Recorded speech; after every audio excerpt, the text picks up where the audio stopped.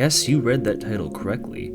I'm going to be assuming that anyone reading this is familiar with both Cuphead and Hylics 1 and/or 2. Both are great indie games made by small teams with a unique art style and really good music.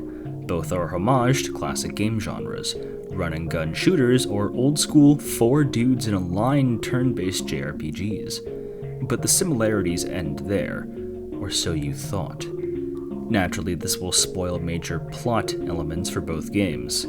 You've been warned.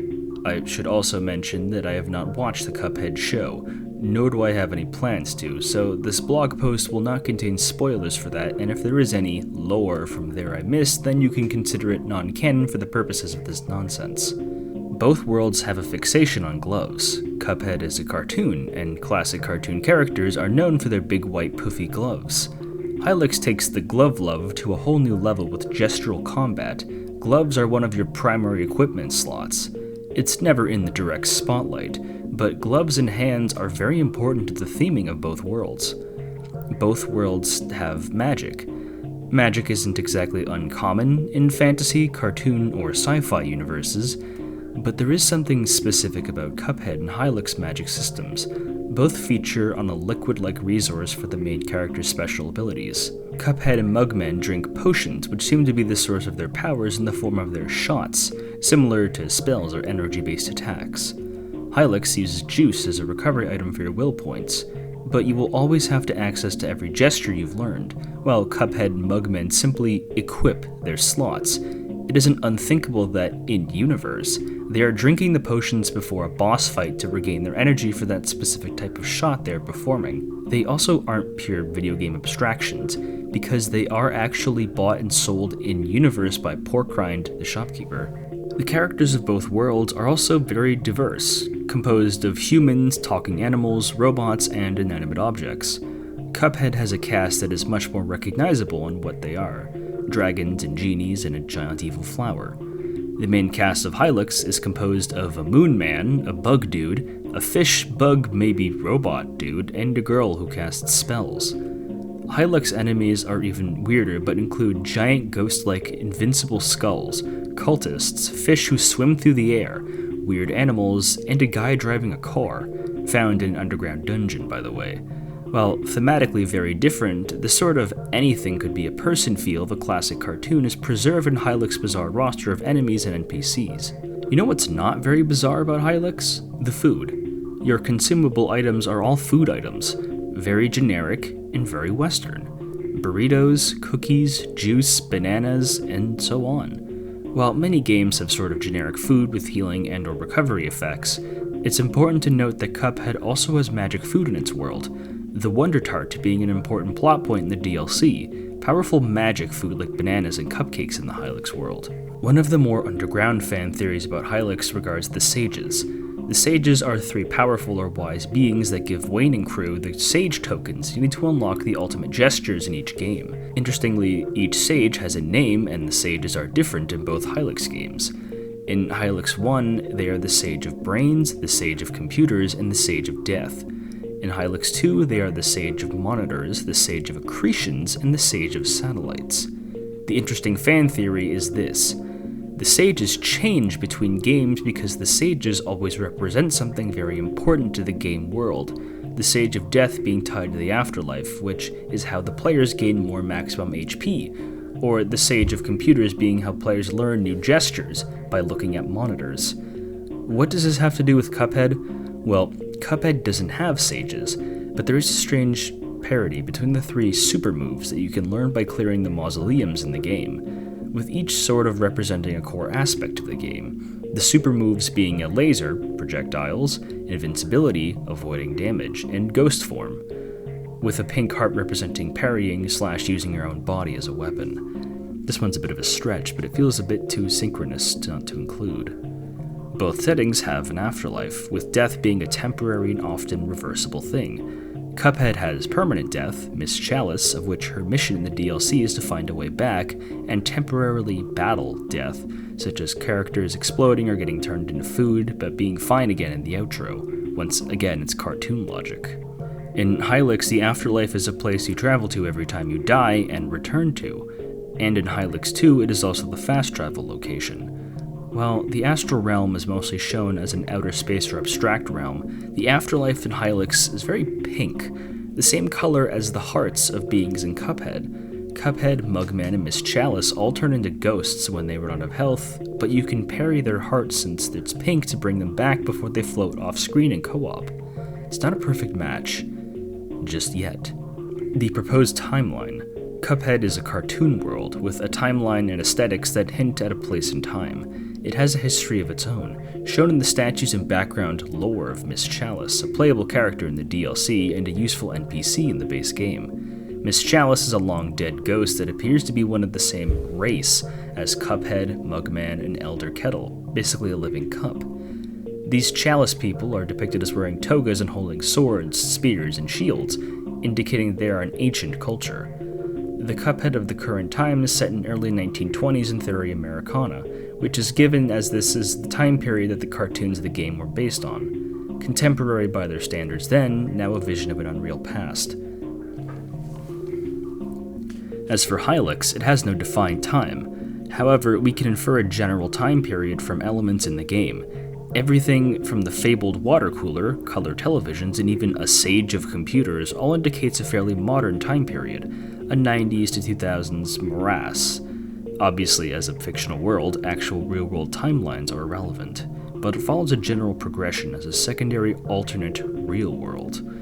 As for the game itself, it has a timeline and lore from the events of Hylics 1 to 2, which even include at least one, if not more, apocalyptic events that destroy and recreate the world, the most notable of which is the Accretion, the events of Hylics which directly tie into Hylics 2. So, what great event could possibly bridge the gap between these two eras exactly? What else? The war. The bomb. Let me explain. Cuphead isn't the real world. It isn't based on a real time or place, but it has the markings of an era. Its animation style is unmistakable, rubber hose. It's the character of the 1930s and the Great Depression era animation. But Cuphead does have a defined story. Somewhere during the events of Cuphead, or immediately after the events of the Delicious Last Course, Cuphead's one and only DLC at the time of writing this, and the final battle of this, and the final battle of Cuphead, you fight Mr. Saltbaker. It's a great fight, and the only Cuphead boss animated on ones instead of twos, giving it a really surreal feeling and a great send-off for the game. Saltbaker's animation is really good, by the way, not just hamming it up for this shitpost. If you haven't seen Cuphead, it's pretty good. But I mean, honestly, just look at it. This isn't Rubber Hose 30's animation anymore. This is Golden Age animation. This is just straight up Pinocchio, the 1940s cartoon. Things are changing in the Cuphead world. There is no set timeline or history, but things are progressing. We are leaving the old, nostalgic era with all its film grain fuzz, and we are entering the Second World War. The simple, moralist views of the past, what with the devil tricking people, is quickly going to fade away as the horrors of the modern world change things. The bomb, modern thinking, and then post-modern. This is the inevitable fate of Cuphead's world.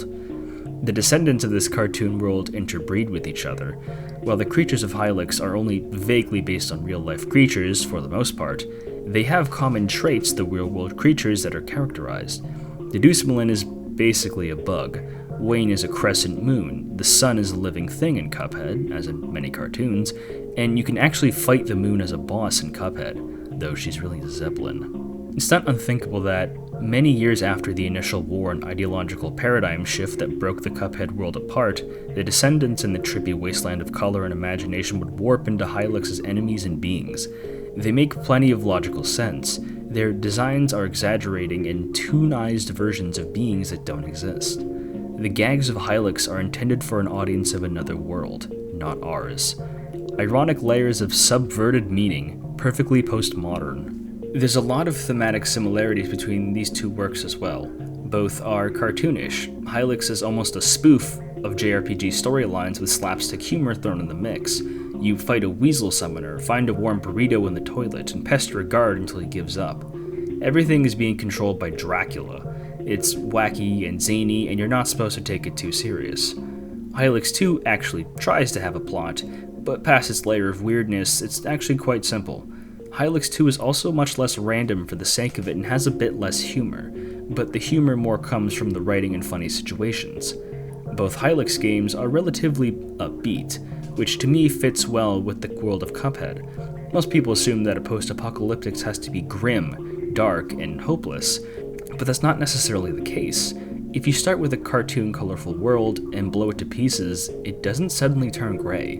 Physicality and the Gnostic connection. On a more meta level, both worlds have a surprisingly similar origin. Both are made by artistic minds who greatly value authenticity.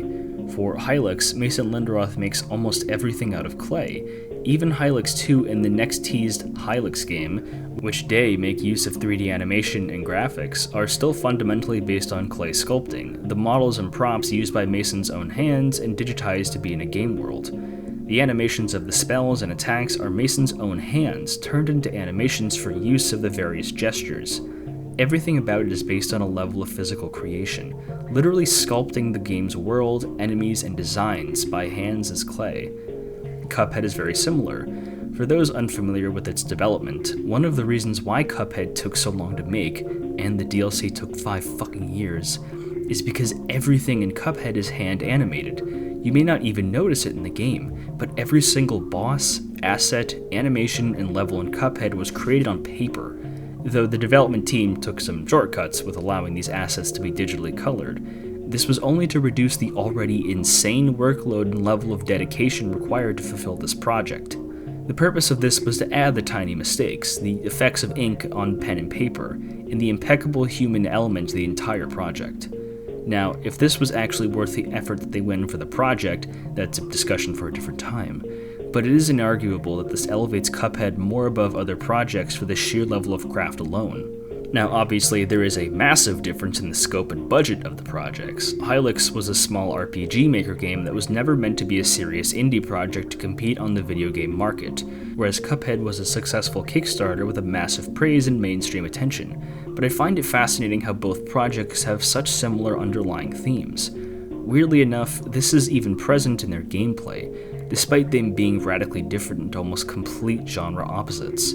Cuphead's creators made the game to combine their love of classic cartoons and old-school NES-style side-scrollers like Contra and Mega Man, games focused on fast action and platforming. This would make it totally at odds with Hylics' turn-based tactical battles with chill music and a party-based combat with an emphasis on teamwork. But the important thing here is the context of these challenges. While both games have radically different game design structures, one thing is carried throughout both works. When you're in a battle, or a Cuphead stage, or wherever else, your abilities and capabilities are not determined by your character levels or power-ups, but more so by your own skill as a player. Hylics is based on JRPG tropes and mechanics made in RPG Maker, but you never actually level up. There is no direct increase in stats based on your progress throughout the game. Instead, you only get stronger by either adding new party members, interacting with certain items, or finding new gear or consumable items which help you carry through harder fights. Cuphead is the same. You can switch loadouts of weapons or charms to make certain fights easier, but these are all side grades or fitting for different situations. There is no straight up better upgrade or weapon in Cuphead, just more options. Now I know you might be saying, hold on, Cuphead is a side-scrolling boss rush shooter. It has literally nothing to do with RPG mechanics.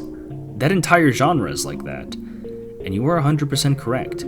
This is purely a reach, but if I may interject, consider this time period in development of the game. I am not a game developer, but games take a very long time to make, and much more of that development time comes with changing ideas, priorities, and the different market realities of the time. Do you really think, throughout its entire long and storied development, that the Cuphead developers didn't once stop to consider that the possibility of changing the game genre to something more popular at the time? The game came out in 2017 originally, during the current peak of the indie roguelike phase. While I'm glad the original vision of sticking with a cartoon retro-style shooter game was kept, I think it's foolish to believe that the Cuphead developers never at least considered the possibility of giving their game more mass-market appeal. Something with permanent player progression, exploration of a larger world with content spread thinner throughout, or just an easier and less challenging game overall. The underlying concept of not having level-ups or out-of-character forms of progression directly tie into the underlying themes that both games have, this kinda sorta everyman fighting against greater cosmic forces than himself. Neither Cuphead or Hylics really have a bombastic or overly complicated plot. You aren't a chosen one or anything special.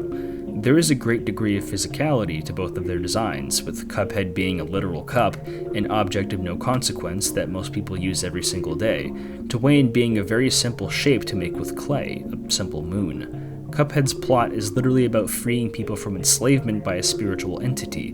Hylics has this idea much more strongly, however, with the Gnostic terminology sprinkled throughout, though this is mostly just set dressing. There is a blind idiot god currently controlling the world, but he isn't the demiurge. There is a Fumatophore, but you use it to air dash and get around the game world. It's not meant to be an exploration of a spiritual belief predicted on existentialism. It's just weird, trippy, short experiences. And that's all it has to be. So in conclusion, do I think Hylics is a Gnostic video game? Not really, and neither is Cuphead. But it cannot just be a coincidence that one of the only RPGs where you never level up just so happens to be named Hylics. So this blog post was brought to my attention by someone commenting on my Hylics video on the main channel, which is doing quite well, thank you. I was quite baffled when someone said, "Hey man, can you cover the Hylics as post-apocalyptic Cuphead?" And I was very confused when someone said that, but it's kind of a distracting theory where it's not necessarily actually trying to say that these two are connected, but it's more just pointing out the similarities in development and aesthetics and gameplay mechanics, which I didn't know. I have Cuphead. I've played it a couple times. I had no idea it was so connected in these ways, so I applaud the author for pointing that out, but I do feel the need to kind of correct him in a lot of Hylics terminology, because he does kind of mix 1 and 2 together. This came out in 2023. Hylics 2 was out for 3 years by that point. First, it's not RPG Maker, and it's really not a case of being an everyman. Wayne is, like, one of the most important people in the world of Hylics, like, unequivocally. It kind of boggles my mind, like, did he not play Hylics 2? Because right when you start the game, you find out the truth about the Wayne species, and you find out especially more if you, like, listen to Absent Moon and more interviews about Wayne's role. So a little bit of the mythology is like shaved from Hylics to kind of make this very strange theory work. But I do appreciate like the developer insights to Cuphead. I think it's kind of interesting how he juxtaposes the 1930s aesthetic, talking about the final boss of the DLC to kind of show an evolution of what's happening in the world, to propose that the timeline is moving and using the art style of Hylics to assume that the kind of weird visuals it has is just really far in the future, like an Adventure Time situation. And there is very neat comparisons of the Cuphead team using hand-drawn animation with Mason Linderoth using clay. Like, these are both very sculpted things. This is a very strange theory, but the guy himself even recognizes this is a shitpost. He wrote it himself. It's a shitpost, but it's still very interesting. I never would have known this without someone pointing out to me, so I'll have your name on screen at the beginning.